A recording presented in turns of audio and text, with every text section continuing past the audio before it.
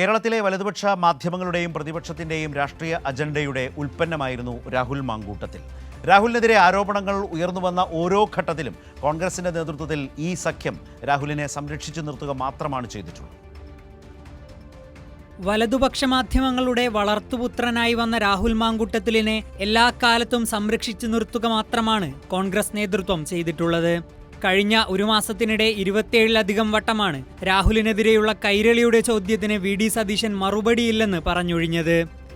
കൈരളിയിലും ദേശാഭിമാനിയിൽ നിന്നും കുറെ റിപ്പോർട്ടർമാർ വന്നിട്ട് അവർ എന്നെ ചോദിച്ചുകൊണ്ടിരിക്കുക.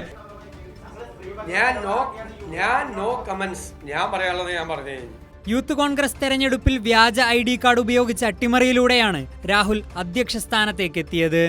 വ്യാജ തിരിച്ചറിയൽ കാർഡ് കേസിൽ രാഹുൽ മാങ്കൂട്ടത്തിലിനെ ക്രൈംബ്രാഞ്ച് ചോദ്യം ചെയ്യും. ശനിയാഴ്ച ഹാജരാകാൻ നോട്ടീസ്. പ്രതികളുടെ ശബ്ദരേഖയിൽ രാഹുലിന്റെ പേരും ഉൾപ്പെട്ടതോടെയാണ് ക്രൈംബ്രാഞ്ച് ചോദ്യം ചെയ്യാനായി രാഹുൽ മാങ്കൂട്ടത്തിലിന് നോട്ടീസ് നൽകിയത്. വയനാട് പുനരധിവാസത്തിന്റെ പേരിൽ രാഹുൽ മാങ്കൂട്ടത്തിൽ നടത്തിയ തട്ടിപ്പ് പുറത്തു കൊണ്ടുവന്നതും കൈരളിയാണ്. Kairali news exclusive. യൂത്ത് കോൺഗ്രസിന്റെ വയനാട് ഫണ്ട് പിരിവിൽ നടന്നത് വൻ തട്ടിപ്പ്. ബിരിയാണി ചലഞ്ചിന്റെയും പായസ ചലഞ്ചിന്റെയും വരെ പണം മുക്കിയെന്ന പരാതിയുമായി മണ്ഡലം കമ്മിറ്റികൾ. KPCC പ്രസിഡന്റ് സണ്ണി ജോസഫിനടക്കം പരാതി ലഭിച്ചു. പരാതിയുടെ പകർപ്പ് കൈരളി ന്യൂസിന്. ഈ ഘട്ടങ്ങളിലെല്ലാം വലതുമാധ്യമങ്ങൾ രാഹുലിനെതിരായ ആരോപണങ്ങളെ മനഃപൂർവ്വം തമസ്കരിച്ചു. രാഹുലിന്റെ മാധ്യമ ശത്രു കൈരളി മാത്രമായി. കൈരളിയുടെ തിടുക്കമൊക്കെ എനിക്ക് മനസ്സിലാകും. ഞാൻ പറയുന്നത് കേക്ക്. മാധ്യമലാളനയിൽ വീര്യം പൂണ്ട് പൊതുവിടങ്ങളിൽ രാഹുലിന്റെ അഴിഞ്ഞാട്ടം കണ്ടു തുടങ്ങി.